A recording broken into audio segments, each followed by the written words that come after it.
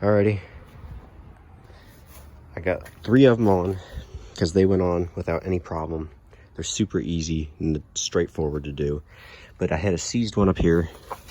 And of course, down below, this should come out no problem. It already did.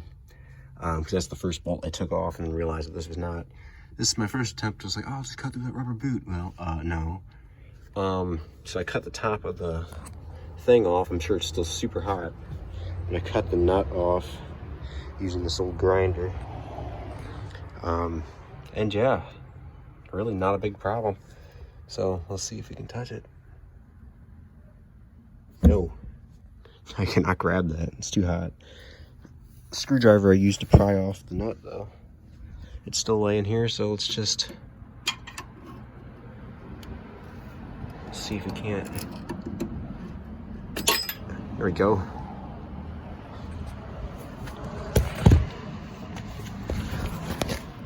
So yeah, this is, I'll show you all 3 shocks that are on it. Let's get this off here. I don't want to touch it, it's so hot. There we go. See all the damage I did to it. Yeah, I know it's not professional, but look, there's a rubber boot.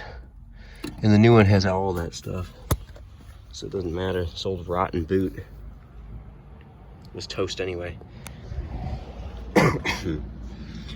Let's see, look.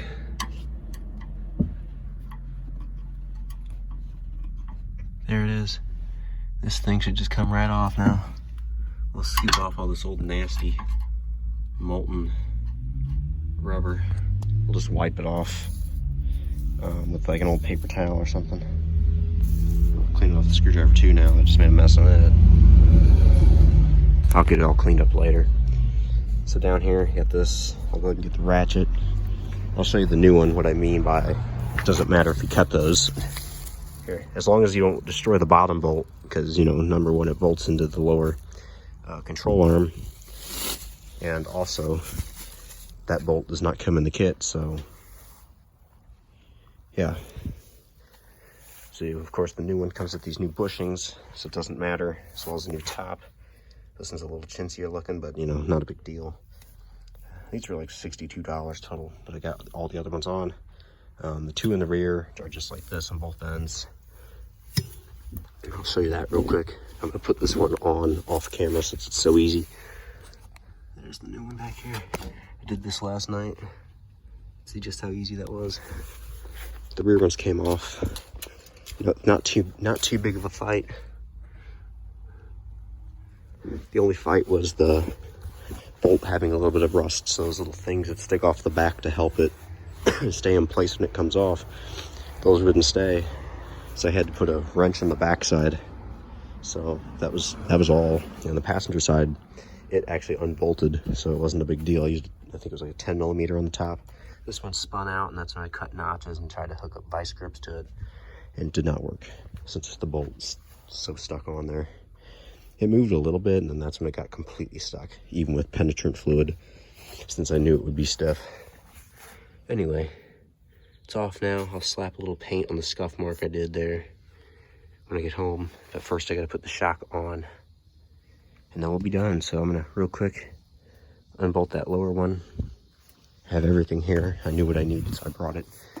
It's 21mm at the bottom. I brought an extension bar with me, so I could reach in there and be easier to get a longer throw on it. So we can just unbolt this.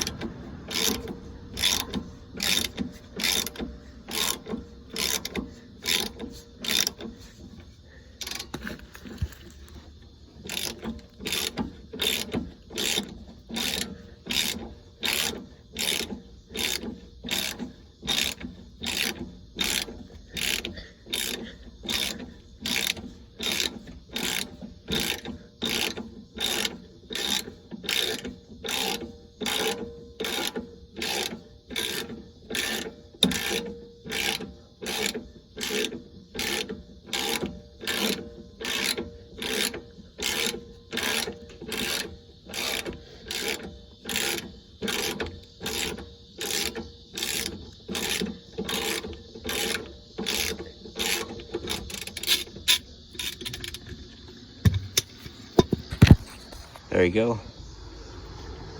And that's your bolt. Just bolts into the control arm. And look, here it goes. It should extend down. You can see this is kind of stiff. These are the originals. But see, it came right out. So now we can just bolt our new one in and we're done. Just like that. I'll show you the passenger one real quick. And then I'm gonna get this done and go home. I got homework to do. There we go. Look at that. Beautiful. All right. Catch you later.